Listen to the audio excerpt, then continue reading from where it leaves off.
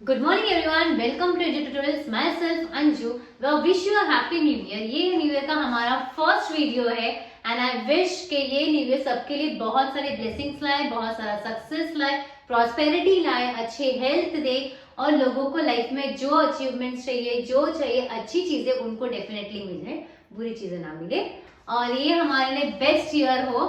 I wish के हम लोग अपने एग्जाम्स में बेस्ट अपना दे पाए.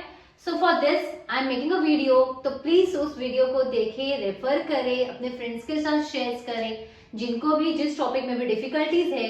सो वो अपने इस वीडियोस में हम लोग के डाल सकते हैं कि क्या डिफिकल्टीज है, कौन से टॉपिक्स पे तुम.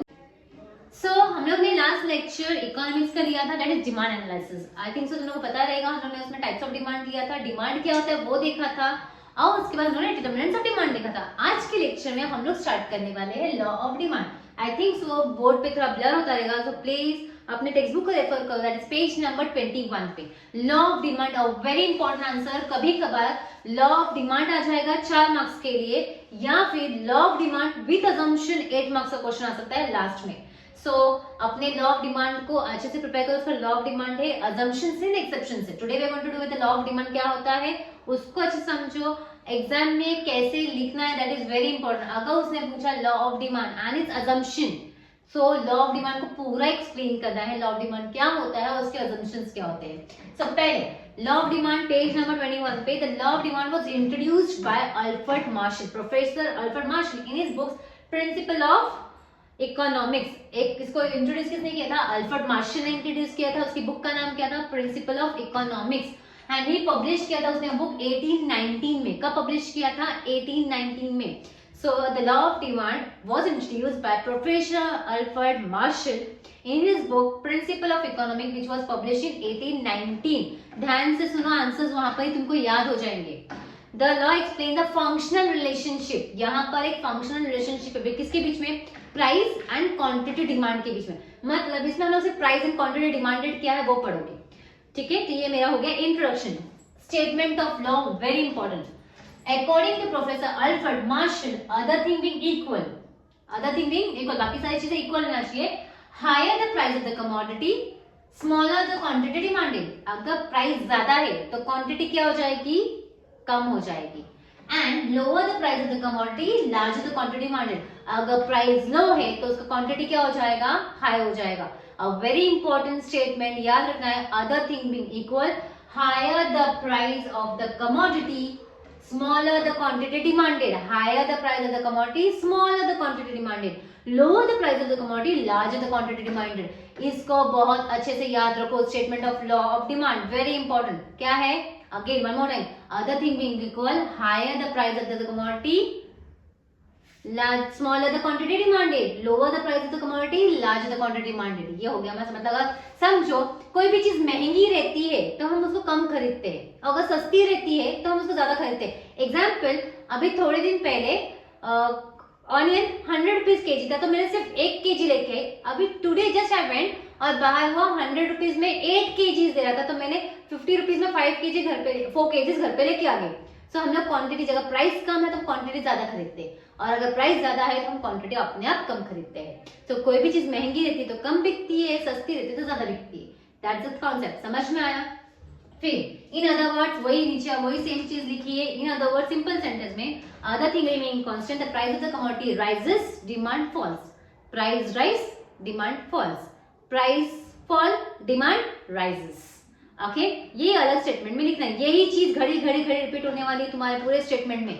सो याद रखो. And there is an inverse relationship between price and quantity demanded. कौन सा रिलेशनशिप है? Inverse relationship. याद रखना. इनवर्स का मतलब क्या? दोनों उल्टा जा रहे हैं. अगर प्राइस बढ़ रहा है तो क्वांटिटी कम हो रहा है, प्राइस कम हो रहा है तो क्वांटिटी बढ़ रहा है. मतलब दोनों अपोजिट डायरेक्शन में जा रहे हैं. जब दोनों अपोजिट डायरेक्शन में जा रहे हैं तो उसको हम लोग क्या बोलते हैं? Inverse relationship. ये तुमको ऑब्जेक्टिव्स में काम आ सकता है.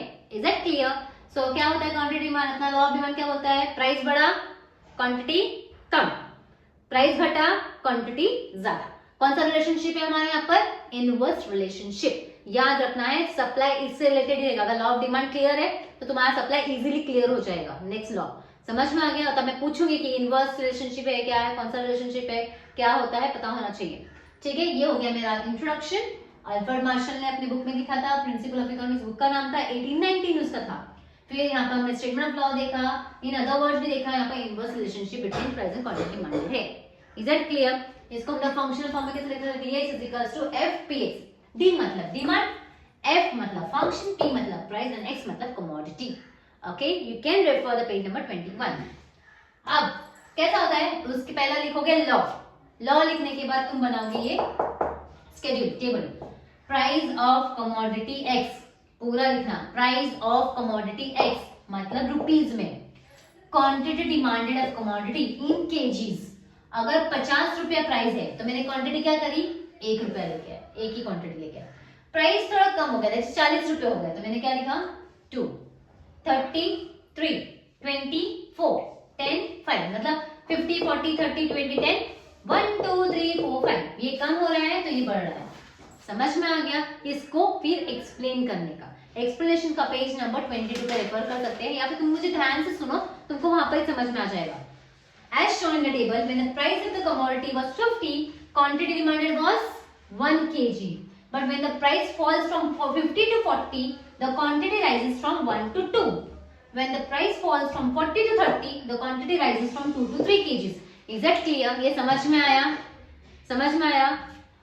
And when the price falls from 20 to 10, the quantity rises from 4 kg to 5 kg.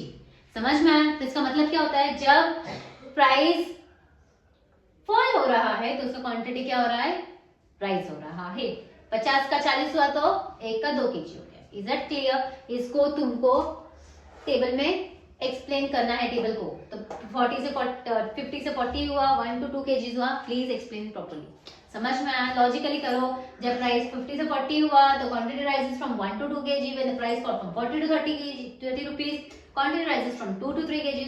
When the price falls from 30 to 10 kg, 10 rupees तो 2 to 5। Is that clear? इसको हर एक सेंटेंस में लिखा तो भी कोई प्रॉब्लम नहीं है, जस्ट अंडरस्टैंड द थिंग।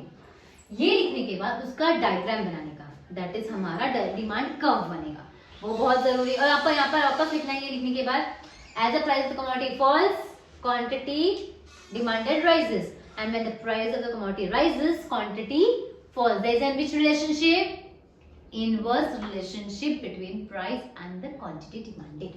समझ में आया? Is that clear? उसके बाद पक्का ना? तो हम लोग क्या करेंगे, महंगा है तो कम लेके आएंगे, सस्ता है तो ज्यादा लेके आ जाएंगे। ओके, ये समझ के रखो, सस्ता है तो अच्छा है, ठीक है।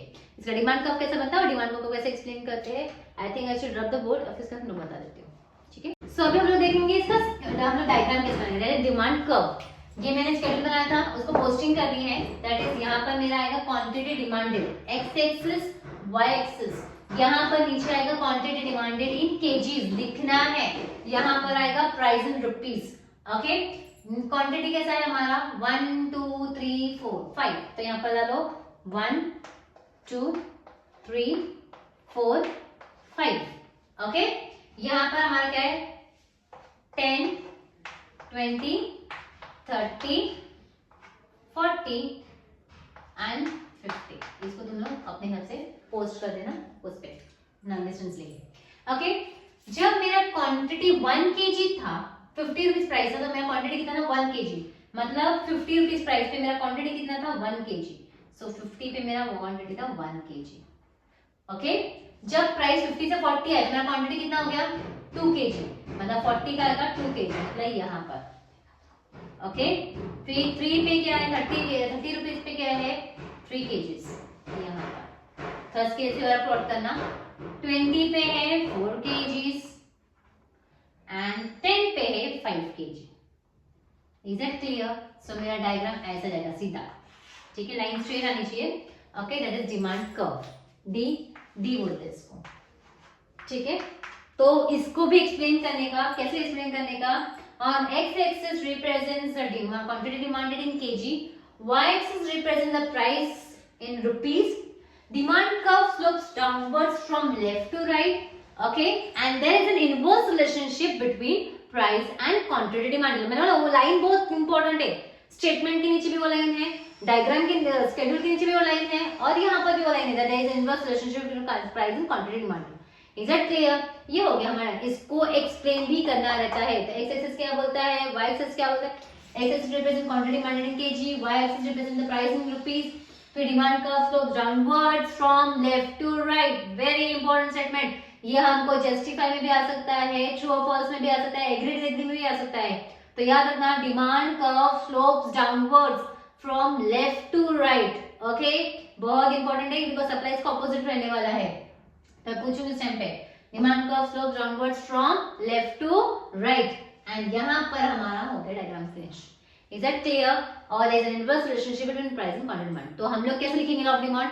लॉ ऑफ डिमांड का इंट्रोडक्शन लिखो, उसका स्टेटमेंट लिखो, इन अदर वर्ड्स क्या बोलते हैं वो लिखो, उसके बाद उसको एक्सप्लेन करो अच्छे से, हमारा स्केड्यूल बनाओ, स्केड्यूल को एक्सप्लेन करो, डायग्राम बनाओ, डायग्राम को एक्सप्लेन करने के बाद तुम्हारे 4 मार्क इन हैंड।